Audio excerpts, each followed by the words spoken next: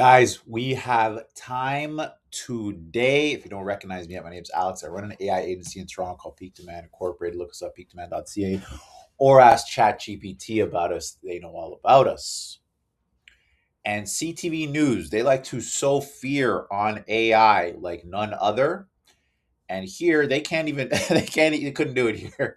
They brought on a tech analyst to talk about AI. And he's saying there's no way we are nowhere near a point where AI is going to replace people at a level that is justifying how much fear we see in the marketplace. Now, guys, our team builds clankers literally for a living. Like that's what I do in between these YouTube videos. But I gotta say, I'm having more fun making the YouTube videos because all I have to do is come up here and talk about whatever I'm watching. Building clankers is very hard, guys. It's fucking very hard. It takes us a long time. There's a lot of tuning and there's a lot of errors. And like to get one in the water that's working properly and perfectly, it takes weeks, if not months, and still you're doing a lot of tuning. So for me to see this, even this title, I'm just like, okay, is there someone with a bit of sense or like sanity in Canada who's not just running in fear with their head cut off about AI? It's just like, come on, guys, we have to do better. We have to innovate in this country, guys. We're not gonna make it unless we innovate. Let's get into it. It seems like every other day there has been a tech story in the headlines in 2025, and it looks like 2026 may be more of the same. Joining us with more on his take on tech trends and topics for 2026 is media and tech analyst Mohit Rajans. Mohit, welcome. Good evening. So how do you expect tech and innovation to keep dominating headlines in 2026? Well, December alone was an indicator. While it's normally a quiet month, you saw big announcements by all the major tech companies about what they plan on doing with AI and innovation in their products in 2026, including OpenAI announcing their partnership with Disney and Microsoft making various announcements. And of course, NVIDIA showing that they're now open for business within the China market as well. So we're now in a place where all of that is going to be executed in January 2026. And that's just the tip of the iceberg and an indication of just all the different levels that are involved when it comes down to technology in this conversation. Let's talk about jobs in 2026. What roles do you see getting upgraded by new tools, and which ones might face the most pressure? Yeah, you bring up a really good point. A lot of people are worried about job displacement when it comes down to how technology is going to be used and utilized across the country. And the truth is, a lot of this has to do industry to industry. And so while some industries might necessarily see the disruption right away, some will see it basically on the administrative level and on levels where you can see the disruption already starting to take place with automation tools inside of the workplace. But make no mistake about it, we're nowhere near the point where AI is able to take the wheel and disrupt employment at a stage right now where humans can be adequately be replaced. And so right now is an opportunity. Guys, we can relax with the AI taking job stuff. AI is not.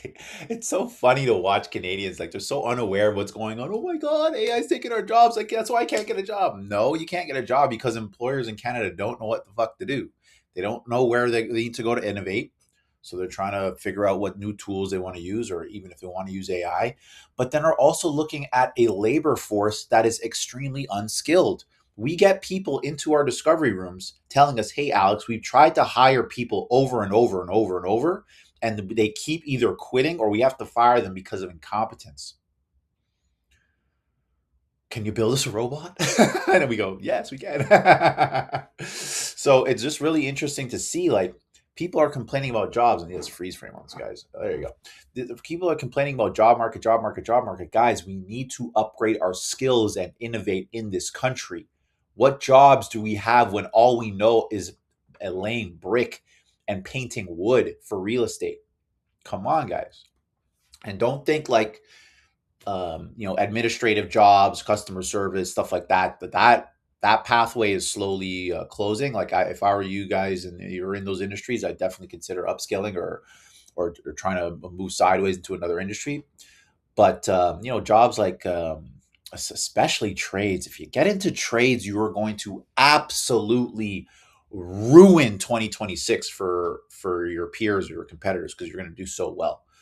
So, it's really refreshing to see someone with some sanity talk about how much force is actually replacing in the world of AI, because it's not that much, guys. It's really just one use case here, one use case there for now, but it takes so much time to build and develop these things in a meaningful way.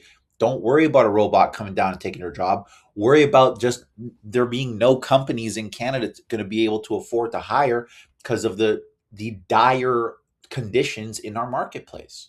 Just put up another video about uh, um, the Canadian real estate marketplace, seemingly being a Ponzi scheme, and it was explained by AI, and that guy did a really great job. And honestly, I feel like if more people were doing that, put it on YouTube, they do well too. Let's continue. Now where humans can be adequately be replaced. And so right now is an opportunity for Canadians across the country to be able to rethink the way that they use some of this technology. What about consumer tech? Do you see big developments in 2026? What should consumers watch out for? Yeah, I think what we're going to see is sort of the return of mobile technology as being something that is really useful. So, for example, who would have thought we would have been talking about Meta and their sort of use of their Ray-Ban glasses in this partnership as being a big ticket item for the way that Meta is moving into the AI space. Think about foldable screens and technology now that is really designed to blur the lines between where you are for entertainment and how you're using these utilities for work. And I think that's a big part of what we're going to see in 2026 is how can people feel like some of this utility of innovation is at their disposal and not something they have to sort of sit at a desk at to be able to use. So this is something that Canada does not want to fall behind in, and there are concerns that there are other countries who are way ahead of us. How prepared are Canadian governments and businesses for this expected continued progression? Yeah, I think you bring up a great point. There's several levels of it. On one hand, we're celebrated around the world for our academic achievements when it comes down to innovation, particularly in artificial intelligence. But also, we're in a critical place right now where we have brain drain in this country. And if we're not the leaders when it comes down to having companies in the innovation space, a lot of our talent will take some of the educational resources we have here and leave. There's that aspect, and there's the political aspect. Are we procuring, the right amount of semiconductors and chips when it comes down to making sure that we're defending the right amount of threats that are against the right amount of threats, that we're vulnerable to in the future.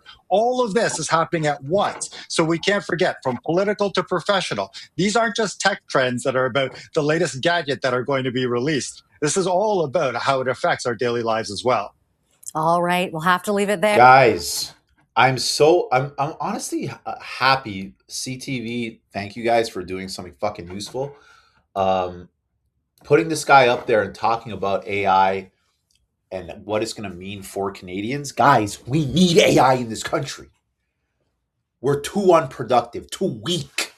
I watch weaklings walk down King Street all day, smoking, frail, fat, doing nothing seemingly, or riding around on their Uber bikes. This is not productive. These are not high producing citizens in Canada. We need people who can harness the power of technology and build things. Sorry, I get a little passionate about this stuff just because I work in it every day. But even the guys who work here, I literally tell them, don't talk to me unless you've spoken to a robot first and analyze what your thoughts are. Then you come talk to me. And they perform better. They're just better. They're just better professionals. So really thankful for this guy, Mohit. And every single time I see your face, I'm going to do a review now because you're talking about AI in Canada. We need this stuff. You fear this stuff, you're going to fear yourself out of the future. What are you going to do? Go build more houses or sell more real estate or do whatever? That doesn't work in Canada anymore, guys. We need technology. And I'm going to force AI down the throats of Canadians as much as I possibly can to help you. Call me the Mary Poppins of AI. A spoonful of AI will make the medicine go down. Anyways, guys, really like this one. I'm going to try and keep it under 10 minutes, so I got 20 seconds. If you like this conversation, hit like and subscribe. If you don't, if you think I'm an asshole, if you think Mohit's an asshole for liking AI, hit dislike, leave colorful comments. But both groups, please subscribe to either love us later or beat us up next video. Looking forward to the next one. Bye now.